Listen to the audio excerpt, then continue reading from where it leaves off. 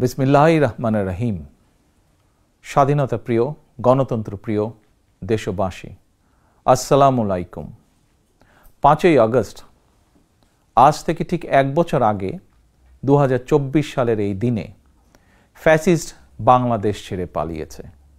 রাহমুক্ত হয়েছে বাংলাদেশ। স্বাধীনতা প্রিয়, গণতন্ত্র প্রিয় জনগণের জন্য দিনটি আনন্দের, দিনটি বিজয়ের। রাহমুক্ত বাংলাদেশের এই দিনটিকে অন্তর্বর্তীকালীন সরকার জুলাই গণ অভ্যুত্থান দিবস হিসেবে ঘোষণা করেছে। তাবেদার মুক্ত বাংলাদেশের জনগণ প্রতি বছর এই দিনটিকে স্বাধীনভাবে সানন্দে সরকারি ছুটির দিন হিসেবে উপভোগ করবে। স্বাধীনতা এবং গণতান্ত্রিক রাজনৈতিক অধিকার চর্চার নতুন অঙ্গীকারে উদ্বুদ্ধ হবে। গণতন্ত্রপ্রিয় ভাই ও বোনেরা, 21 শতকের এই বাংলাদেশে পলাতক স্বৈরাচার এক বিভীষিকার রাজত্ব কায়েম করেছিল। গুম, খুন, অপহরণ, হামলা, মামলা, নির্যাতন, নিপীড়নকে সাধারণ এবং স্বাভাবিক ঘটনায় রূপান্তর করেছিল। এই ফ্যাসিবাদের বিরুদ্ধে 1.5 দশকেরও বেশি সময় ধরে চলা আন্দোলনের সময় বিএনপি সহ ভিন্ন দল এবং মতের গণতন্ত্রের পক্ষের শক্তির লাখো কোটি নেতাকর্মীর জন্য দেশকে নরকে পরিণত করে রাখা হয়েছিল। শত শত মিথ্যে মামলার কারণে ভিন্ন দল এবং মতের লক্ষ লক্ষ নেতাকর্মী সমর্থকের ঘর বাড়ি ছাড়া করে দেওয়া হয়েছিল। অনেকের পারিবারিক বন্ধন ছিন্ন হয়ে গেছে। গণতন্ত্রকামী মানুষের কণ্ঠ রুদ্ধ করতে পলাতক স্বৈরাচারের নির্দেশে দেশে শত শত গোপন বন্দিখানা, আয়নাঘর বানানো হয়েছিল। সেই আয়নাঘরের অন্ধকার প্রকোষ্ঠে জলজন্ত মানুষকে দিনের পর দিন, রাতের পর রাত, বছরের পর বছর আটকে রাখা হতো। অনেককে চিরতরে গায়েব করে দেওয়া হয়েছে। বিএনপির সাবেক এমপি ইলিয়াস আলী কিংবা কমিশনার চৌধুরী আলমের আজও খোঁজ মেলেনি। বিচার বিভাগ, নির্বাচন কমিশন সহ দেশের সকল সাংবিধানিক বিধিবদ্ধ প্রতিষ্ঠানকে অকার্যকর করে দেওয়া হয়েছিল। সংবিধান উপেক্ষা করে মানুষের ভোটের অধিকার কেড়ে নিয়ে নির্বাচনী ব্যবস্থাকে প্রহসনে পরিণত করা হয়েছিল। দেশকে চিরতরে তাবেদার রাষ্ট্রে পরিণত করতে দেশের শিক্ষা ব্যবস্থাকে বিনষ্ট করার সকল আনুষ্ঠানিকতা প্রায় চূড়ান্ত হয়ে গিয়েছিল। বই খাতা কলমের পরিবর্তে রাজনীতির নামে শিক্ষার্থীদের হাতে তুলে দেওয়া হয়েছিল লগি, বৈঠা, হাতুড়ি বা চাপাতি। বিপর্যস্ত করে দেওয়া হয়েছিল দেশের অর্থনীতি। ব্যাংকগুলোকে দেউলিয়া করে ফেলা হয়েছিল। দেশ থেকে 28 লক্ষ কোটি টাকা পাচার করে বিদেশে পাঠিয়ে দেওয়া হয়েছিল। অন্যায়, অনিয়ম, অনাচার, দুরাচার, লুটপাট দৈনন্দিন চিত্র হয়ে উঠেছিল। দেশে প্রতিষ্ঠিত করা হয়েছিল ব্যক্তিতন্ত্র। তবে শেষ রক্ষা হয়নি দেশের সকল শ্রেণী পেশার মানুষ, ছাত্র জনতা, কৃষক, শ্রমিক, রিক্সা চালক, মুঠে মজুর, গার্মেন্টস কর্মী, হোটেল রেস্তোরাঁ কর্মী, পরিবহন শ্রমিক, সাংবাদিক, বুদ্ধিজীবী, সংস্কৃতি কর্মী, গৃহবধূ, নারী, শিশু, এমনকি আমাদের মায়েরা সকলেই ঐক্যবদ্ধ হয়ে জুলাই আগস্টের গণ অভ্যুত্থানে রাজপথে নেমে এসেছিলেন। গণ অভ্যুত্থান দমনে হেলিকপ্টার থেকে গুলি করেও মানুষ হত্যা করা হয়েছিল। এমনকি কোলের শিশুটি পর্যন্ত রক্ষা পায়নি। শহীদ আবু সাইদ, ওয়াসিম, মুগ্ধ, আমাদের এইসব সাহসী সন্তানদের বুকে গুলি করে হত্যা করা হয়েছে। শুধুমাত্র 2024 সালের জুলাই আগস্টের গণ অভ্যুত্থানে 1,500-এরও বেশি মানুষ শহীদ হয়েছেন।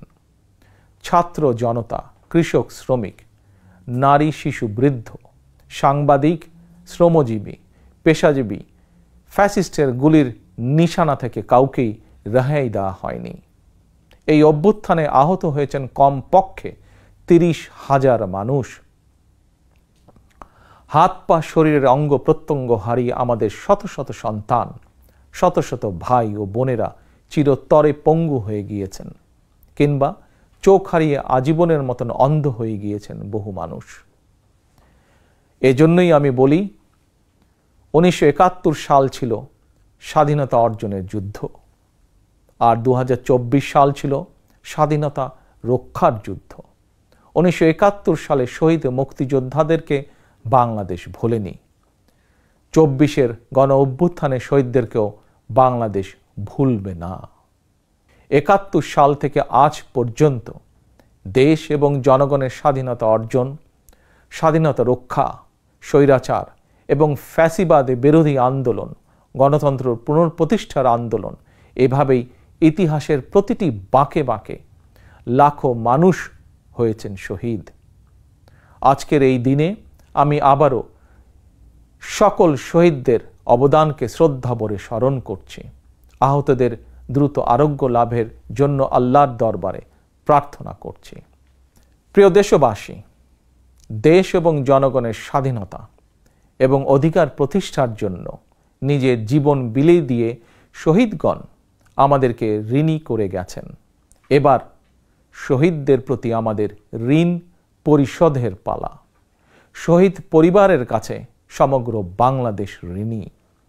দেশে জনগণের রাজনৈতিক এবং অর্থনৈতিক ক্ষমতায়ন নিশ্চিত করে সাম্য, মানবিক মর্যাদা, সামাজিক সুবিচার প্রতিষ্ঠার মাধ্যমে একটি ইনসাফ ভিত্তিক গণতান্ত্রিক মানবিক বাংলাদেশ গঠনের মাধ্যমেই আমরা শহীদদের প্রতি ঋণ পরিশোধ করতে পারি।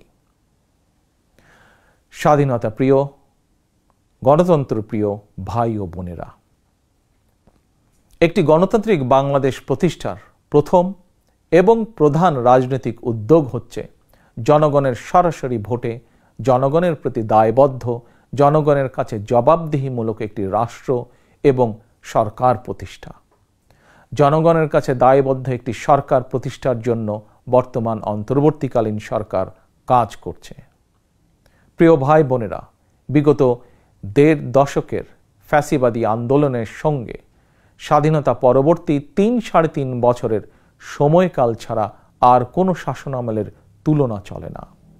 সুতরাং আমি সবাইকে বিনীতভাবে আহ্বান জানাবো, হিটলারের নাৎসিবাদ সম্পর্কে যেমন কেউ গৌরব করে না, পলাতক ফ্যাসিস্ট এর শাসনকাল নিয়েও গৌরব করার কিছুই নেই।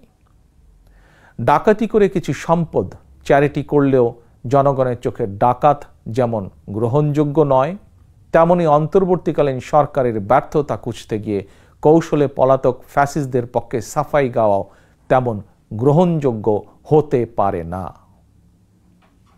যারা কৌশলে ফ্যাসিবাদী শাসনের সঙ্গে বর্তমান অন্তর্বর্তীকালীন সরকারের তুলনা করতে চান, তাদেরকে স্মরণ করিয়ে দিয়ে বলতে চাই, 5ই আগস্ট বাংলাদেশে যা ঘটেছে এটি শুধু বাংলাদেশ নয়, বিশ্বের ইতিহাসেও মনে হয় নজিরবিহীন। 5ই আগস্ট গণভবন ছেড়ে ফ্যাসিস্ট পালিয়েছে। সংসদ ভবন রেখে তথাকথিত সাংসদ পালিয়েছে। আদালত ছেড়ে প্রধান বিচারপতি পালিয়েছে। বায়তুল মোকাররম ছেড়ে প্রধান খতিব পালিয়েছে। ক্যাবিনেট ছেড়ে মন্ত্রীরা পালিয়েছে। ফ্যাসিস্টের দোসররা গা ঢাকা দিয়েছে। তবে উদ্বেগের বিষয় হচ্ছে, পলাতক এই ফ্যাসিস্টের চক্রের মনে এখনো কোনো অনুতাপ, অনুশোচনা নেই। প্রিয় ভাই ও বোনেরা, হাজারো শহীদের রক্ত স্নাত রাজপথে ফ্যাসিবাদ বিরোধী অভূতপূর্ব জাতীয় ঐক্য গড়ে উঠেছে। বাংলাদেশে আর কখনোই ফ্যাসিবাদ কায়েম হবে না ইনশাআল্লাহ। কাউকে গণতন্ত্র হত্যা করার সুযোগ দেওয়া হবে না। বাংলাদেশকে আর কখনোই তাবেদার রাষ্ট্রে পরিণত করতে দেওয়া হবে না ইনশাআল্লাহ। আমি মনে করি এসব প্রশ্নে জাতীয় ঐক্য বহাল আছে, থাকবে ইনশাআল্লাহ। ফ্যাসিবাদ মুক্ত বাংলাদেশে যার যার দলীয় আদর্শ এবং লক্ষ্য বাস্তবায়নের ক্ষেত্রে রাজনৈতিক দলগুলোর মধ্যে ইস্যুভিত্তিক ভিন্ন মত থাকবে। এটি বিরোধ নয়, বরং ভিন্ন মত। এটি গণতন্ত্রের সৌন্দর্য। তবে ভিন্ন মত কিংবা বিরোধের মাত্রা যেন ফ্যাসিবাদ, উগ্রবাদ, চরমপন্থার উত্থান কিংবা পুনর্বাসনের কারণ না হয়ে দাঁড়ায়, সে ব্যাপারে প্রতিটি রাজনৈতিক দল এবং গণতান্ত্রিকামী জনগণের প্রতি সতর্ক থাকার জন্য বিনীত আহ্বান জানাই। আমি মনে করি প্রতিটি রাজনৈতিক দল যার যার দলীয় কর্মসূচি কিংবা এজেন্ডা নিয়ে জনগণের আদালতে যাবেন। জনগণ কোনটি গ্রহণ করবেন কিংবা কোনটি বর্জন করবেন এটি সম্পূর্ণ জনগণের এখতিয়ার। এভাবেই প্রতিদিনের রাজনৈতিক চর্চার মধ্য দিয়ে রাষ্ট্র জনগণকে শক্তিশালী করে তুলতে হবে।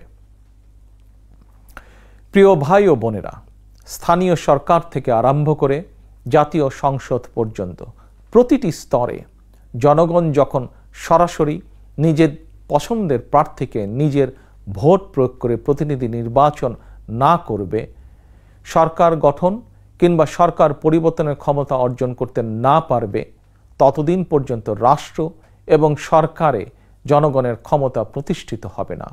তাই আসুন রাষ্ট্র, সরকার, শাসন, প্রশাসন পরিচালনায় আর প্রতিদিনের কার্যক্রমে জনগণের গণতান্ত্রিক রাজনৈতিক অধিকার চর্চা প্রয়োগের সুযোগ সৃষ্টির মাধ্যমে আমরা জনগণকে রাজনৈতিকভাবে শক্তিশালী করে গড়ে তুলি।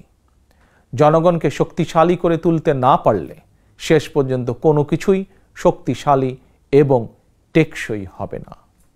প্রিয় দেশবাসী, 2024 সালের 5ই আগস্ট বাংলাদেশের ইতিহাসের ঘৃণ্যতম ফ্যাসিস্ট পালিয়ে যাওয়ার পরপরই বীর জনতার উদ্দেশ্যে দেওয়া এক অভিনন্দন বার্তায় আমি বলেছিলাম, বিজয়ের কাছে পরাজিতরা নিরাপদ থাকলে বিজয়ের আনন্দ মহিমান্বিত হয়। সেটি পুনরায় স্মরণ করিয়ে দিয়ে দেশের গণতান্ত্রিকামী জনগণের প্রতি আমার আহ্বান, কেউ আইন নিজের হাতে তুলে নেবেন না, মব ভায়োলেন্সকে উৎসাহিত করবেন না, নারীর প্রতি সহিংস আচরণ করবেন না, অন্যের স্বাধীনতার প্রতি শ্রদ্ধাশীল থাকুন। একজন মায়ের চোখে বাংলাদেশ যেমন, আমরা তেমন একটি বাংলাদেশ গড়তে চাই যেখানে দল, মত, ধর্ম, বর্ণ নির্বিশেষে বিশ্বাসী, অবিশ্বাসী, সংশয়বাদী প্রতিটি সন্তান, প্রতিটি মানুষ নিরাপদে থাকবে। আজ এবং আগামীর প্রতিটি 5ই আগস্ট হয়ে উঠুক গণতন্ত্র, সুশাসন প্রতিষ্ঠা আর মানবিক মানুষ হয়ে ওঠার অঙ্গীকারের দিন। এই সুমহান অঙ্গীকার বাস্তবায়নের দীর্ঘ যাত্রায় আমি এবং আমার দল বিএনপি দেশের সকল গণতান্ত্রিকামী জনগণের সমর্থন এবং সহযোগিতা আশা করছি। আল্লাহ হাফেজ। বাংলাদেশ জিন্দাবাদ। বাংলাদেশ জাতীয়তাবাদী দল জিন্দাবাদ।